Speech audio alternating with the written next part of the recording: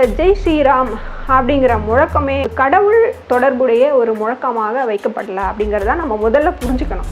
இந்தியாவை பொறுத்த வரைக்கும் கடந்த 10 ஆண்டுகளாக எங்கெல்லாம் சிறுபான்மையினருக்கு எதிரான ஒரு வன்முறை நடக்குதோ, எங்கெல்லாம் தலித்துகளுக்கு எதிரான ஒரு வன்முறை நடக்குதோ, குறிப்பாக முஸ்லீம்களுக்கு எதிரான வன்முறை நடக்கிற இடங்கள்லாம் இந்த ஜெய் ஸ்ரீராம் அப்படிங்கிற முழங்குறது அப்படிங்கிறது ஒரு வாடிக்கையாகவே இருக்குது. அது ஒரு கோட்வேர்ட் மாதிரியான ஒரு விஷயமாக மாறி இருக்குது. மாடு கடத்தினாங்க, இல்லை இறைச்சியை கடத்தினாங்க, இறைச்சி வச்சுருந்தாங்க, மாட்டு இறைச்சி வச்சுருந்தாங்க, இல்லை அவங்க முஸ்லீமாக இருக்காங்க அப்படிங்கிறதுக்காகவே ஜெய் ஸ்ரீராம் சொல்லி அடித்து துன்புறுத்தி அவங்கள நிலைக்குலைய வைக்கிறது, அடித்து கொள்வது அப்படிங்கிற விஷயங்கள்லாம் தொடர்ச்சியாக நடந்துகிட்ருக்கு. எதன் பேரால் நடக்குது அப்படின்னு பார்த்தா அந்த ஜெய் ஸ்ரீராம் முழக்கம் அப்படிங்கிற பேரால் தான். ஒரு வீரர் அவுட் ஆகி போகிறாரு அப்படின்னா, அதுவும் பாகிஸ்தான் வீரர் போகிறாரு அப்படின்னா, அவர் ஒரு முஸ்லீமாக இருக்கிறாரு அப்படிங்கிற காரணத்துக்காகவே ஜெய் ஸ்ரீராம் அப்படின்னு கோஷமிடுறதை உற்சாகமாலாம் பார்க்க முடியாது. அது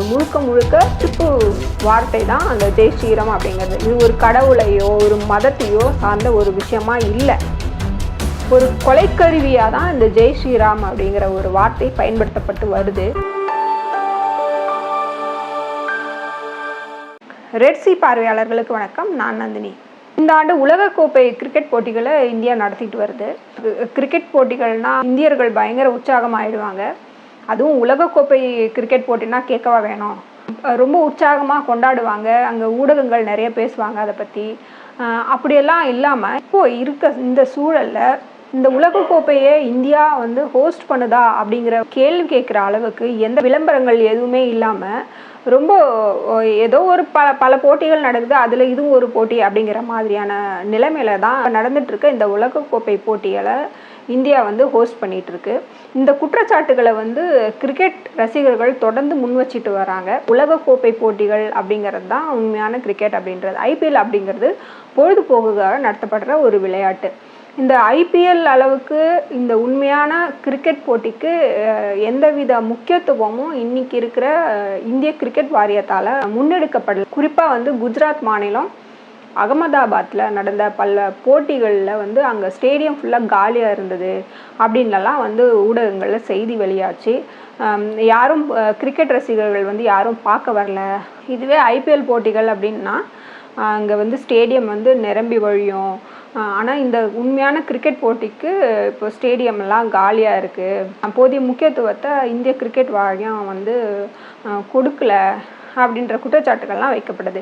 ஏன் குஜராத்தில் இருக்க ஸ்டேடியம் மட்டும் நிரம்பலை அப்படிங்கிற குற்றச்சாட்டுகளை முக்கியப்படுத்தி சொல்கிறாங்க அப்படின்னா, இன்றைக்கி கிரிக்கெட் வாரியத்தோட தலைவராக இருக்கிறவர் ஜெய்ஷா யார் அப்படின்னா உள்துறை அமைச்சர் அமித்ஷாவோட மகன்.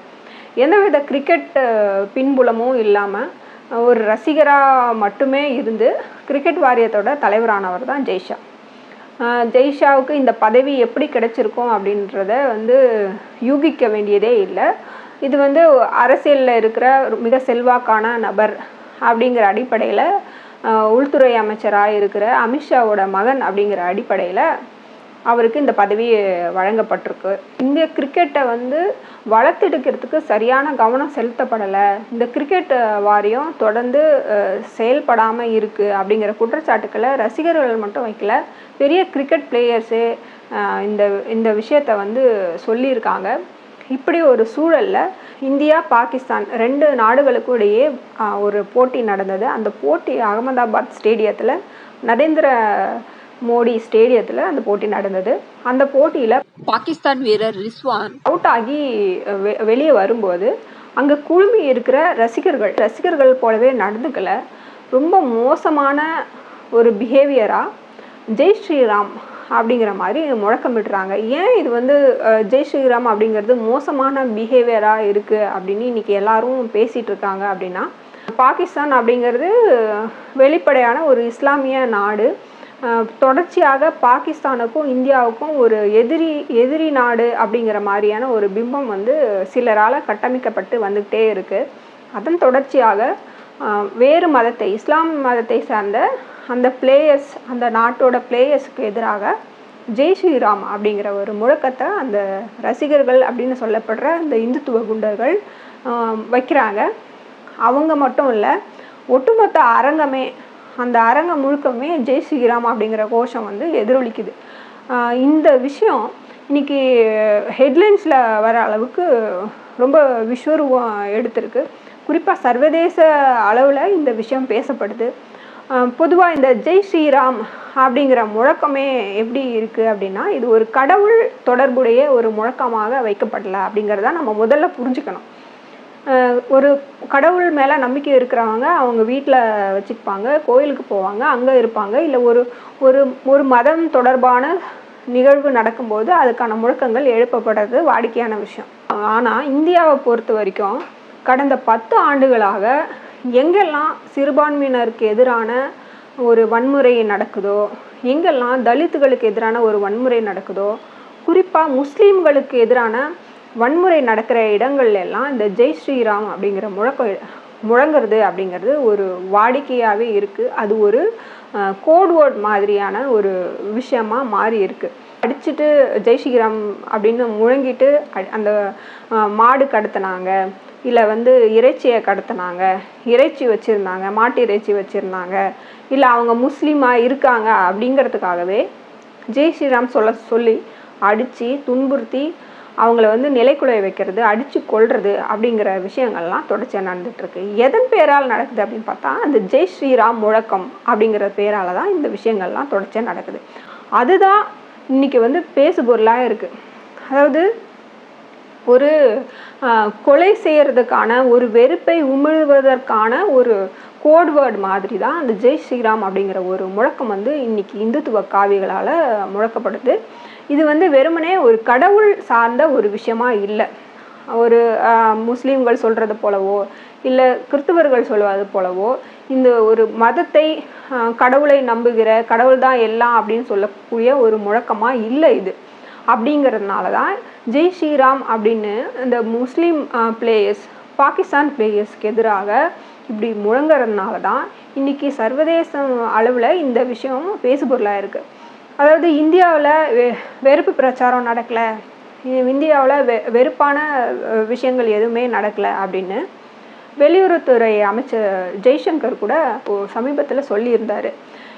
கனடா இந்தியாவுக்கு இடையே பிரச்சனை அப்படின்னு ஒரு சூழல் எழும்போது அவர் வந்து இந்த விஷயத்த சொல்லியிருந்தார். இங்கே யாரும் வெறுப்பு பிரச்சாரம் பண்ணலை, எங்கேயாவது வெறுப்பு பிரச்சாரம் நடந்ததுன்னா எங்ககிட்ட சொல்லுங்கள் அப்படின்ற மாதிரி சவால் விட்டுருந்தார்.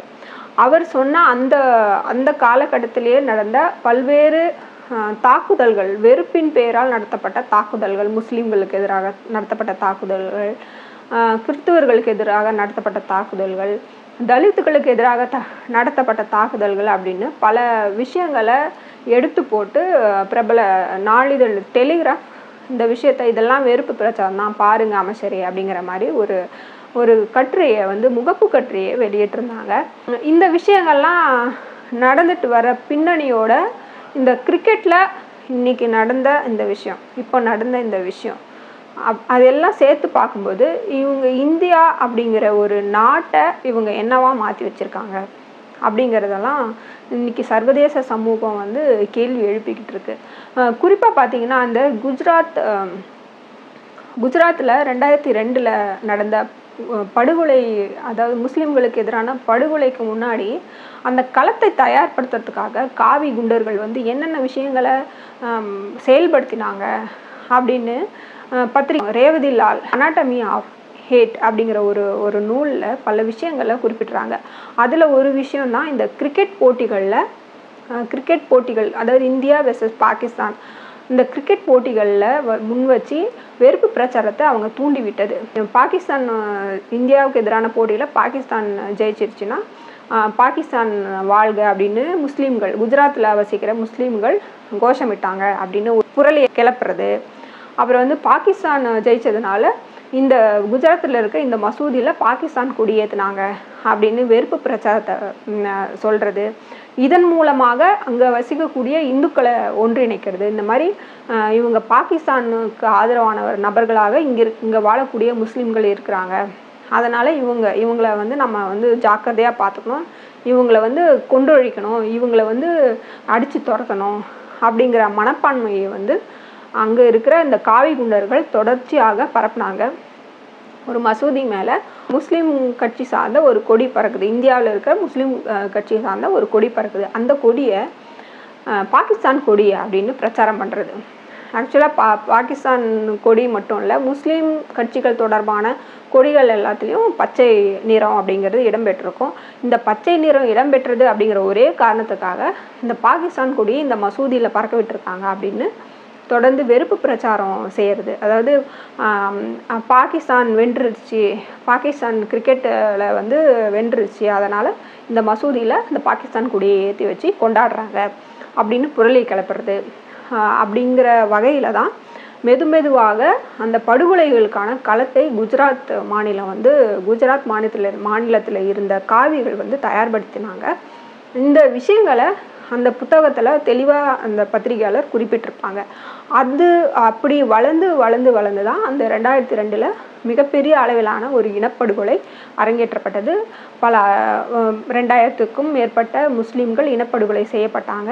இந்த விஷயங்கள்லாம் பார்க்கும்போது இந்த குஜராத்தில் அந்த வன்மத்தோடு வளர்க்கப்பட்ட அந்த இளைஞர்கள் இன்றைக்கும் ஜெய் ஸ்ரீராம் அப்படிங்கிற அந்த கோஷத்தை, அந்த முழக்கத்தை வெறுப்பை தூண்டுறதுக்கான ஒரு விஷயமா தொடர்ச்சியாக பயன்படுத்திட்டு வராங்க அப்படிங்கிற ஒரு விஷயத்த இந்த அகமதாபாத் ஸ்டேடியத்தில் நடந்த அந்த சம்பவம் இன்னைக்கு நமக்கு முன்னாடி சுட்டி காட்டுது. இந்த பின்னணியில் நம்ம நிறைய விஷயங்கள் பேச வேண்டியதாக இருக்குது.